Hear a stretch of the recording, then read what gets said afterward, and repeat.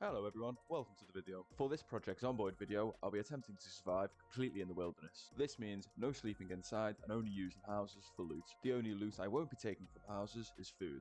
That will have to be foraged or caught. I have seen lots of similar videos on YouTube and I thought it would be a great place for me to start my channel. I have used the mod The Forest to help me with this challenge. This mod introduces a new map that is complete wilderness. I could tell by looking at the pictures that this is going to be a lot of fun and different to my usual Zomboid experiences, showing an overgrown and crumbling civilization filled with destroyed buildings. But the thing that really stood out to me was this maze hidden in the wilderness. Just look at this thing. Who knew what secrets were hidden within?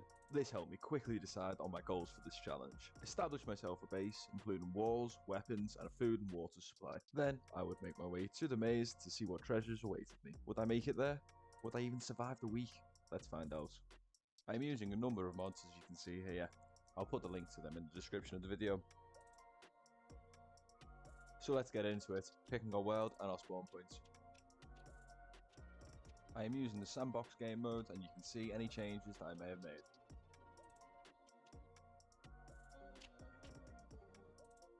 I chose the park ranger occupation as it seemed fitting for them to be in the wild.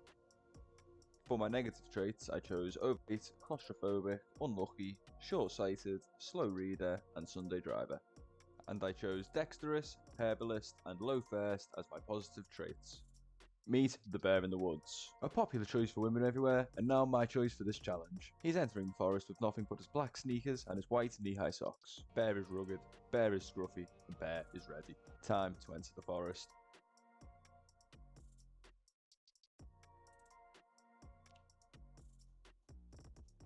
I wake up next to the water, with a tent and campfire already next to me. And I begin to take care of the locals. I find a butter knife on the first one. That quickly broke. But I managed to take out the small number with the trusty stock. I dress myself with the clothes of the dead, finding jeans, a t-shirt and a nice warm sweater. Everything else was ripped out to sheath for later use. I was then off into the woods for foraging. I needed logs and stones to build tools and weapons. I needed berries and mushrooms to survive, insects for when I can fish, and medicinal plants in case I get ill or wounded. With a stroke of luck, the first zombie in the woods had a watch, which is a vital piece of equipment. But the sound of boot to skull attracted their friends. I was able to find some more protective clothing, cricket, and some medicinal plants, leveling up my foraging in the process. I was then able to find a log and a stone. I could then chip the stone to carve the log into a baseball bat. This made taking care of zombies easier. Much easier.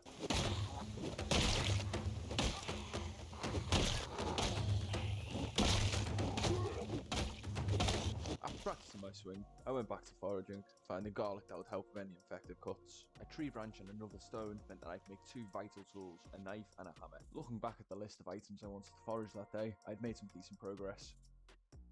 And with it still being early in the day, I pushed north.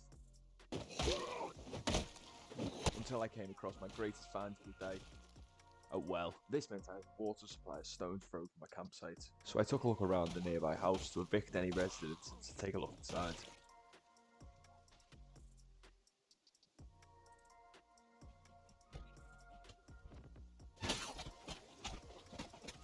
The front door was locked, so I jumped through the front window. Little did I know the occupier was prepared to fight for his home and almost got me. This is when I noticed how panicked the bear was, and I remembered, he's a claustrophobic. I quickly ran out of the house and foraged outside to calm down, before going back in to loot. The Project Zomboid gods must be with me today, because I found another great find, an antique stove. A bit heavy for me to carry now, but I'll definitely be coming back for this. So I headed back to camp to drop off my morning finds. I've had a bug recently where items I leave on the floor disappear when I leave the area, so I'm using the campfire as storage until I can craft a wooden crate.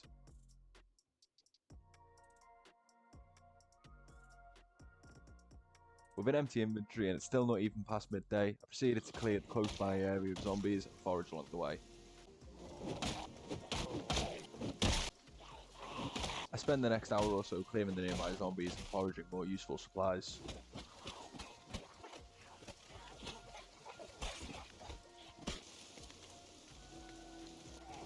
The biggest find is this leather jacket, which offers the best protection to vanilla clothes. One thing I hadn't yet come across was food, and Bear was getting hungry. Luckily, I was able to find some dandelions. Not a gourmet meal, but a happy sight to see when lost in the forest. While enjoying my rabbit's lunch, I was snuck on by a greedy zombie trying to steal my dandelions. I finished eating before checking my map to get my bearings. I was just to the southeast of my base, which is around here. The house with the well is here, and I am just near some more houses. I done some more foraging until I was struggling with the weight, and went over to the beach and started shouting to attract anything in the area. I knew it would be some time before I had proper protection around my base, so I wanted to make sure the area was as clear as possible. I waited, but nothing came, so I went back to my base to unpack and began clearing to the north.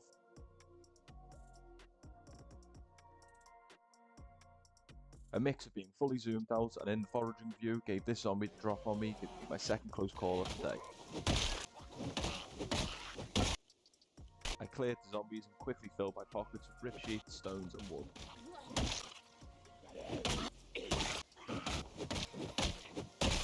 Having cleared the entire area, I knew I'd be able to sleep easy tonight, and with my findings for the day, I was able to knock another tool off my list. Crafting a stone axe. It was now mid-afternoon, and I didn't want to travel too far away from my camp, so I spent the next few hours foraging in the area. I got back to the camp around 7:30 and had enough material to craft a saw. This was going to help with the carpentry. I made twine from the thread I found from tearing clothes and began to craft. One thing I didn't check was the craft time. It was near midnight before I finished making the saw, so it was time for me to climb into my tent and sleep after a successful first day. I woke up on the second day with one intention: leveling up my skills, mainly carpentry, but I also wanted to improve foraging, fishing and cooking. I crafted a second campfire the previous night, so I could use one for storage and one for actual cooking. My plan was to spend the morning disassembling the furniture in the house by the well, as it was the closest, so off I went, foraging along the way. En route, I managed to find a couple of tree branches, so I was able to craft spears for fishing later. Arriving at the house, I ran inside, forgetting how afraid of modern construction Bear was. Filled with panic, I decided to stick to the outhouse at the side of the house first. The noise of the hammer attracted one zombie, but it was pretty quiet other than that.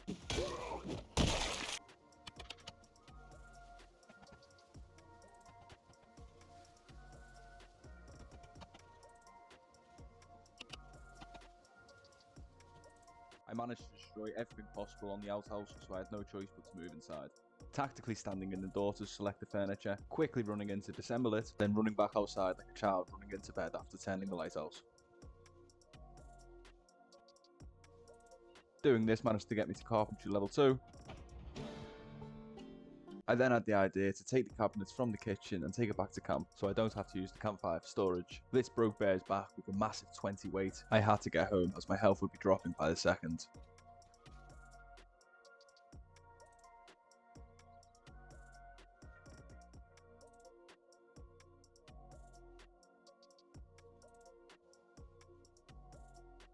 I placed the furniture and I found my camp was starting to look like a home.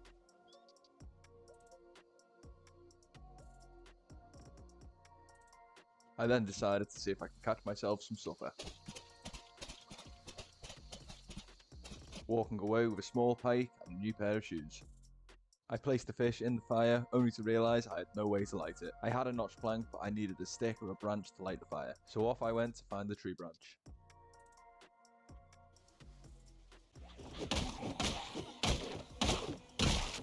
In hindsight, I realised I could have made these planks into sturdy sticks and done it that way, but at the time I did not know this. With the branches I found, I got back and tried to light the fire, only for both branches to break in the process. It was now almost 10. I was hungry, exhausted and tired, but I needed to find a way to light the fire, so I went back into the forest. I managed to find some Ginsberg that relieves 5 hunger. That would at least be enough to get me through the night. I could then try again in the morning.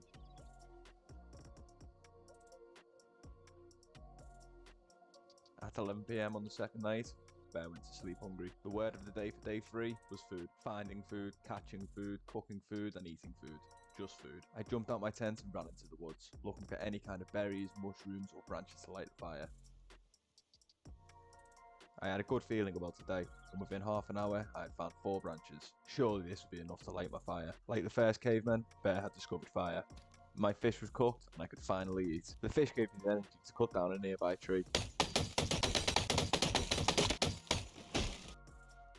This meant I could carve bowls for water, so I didn't have to run back to the well every time I was thirsty. I filled the bowls in the river and boiled them so they're drinkable.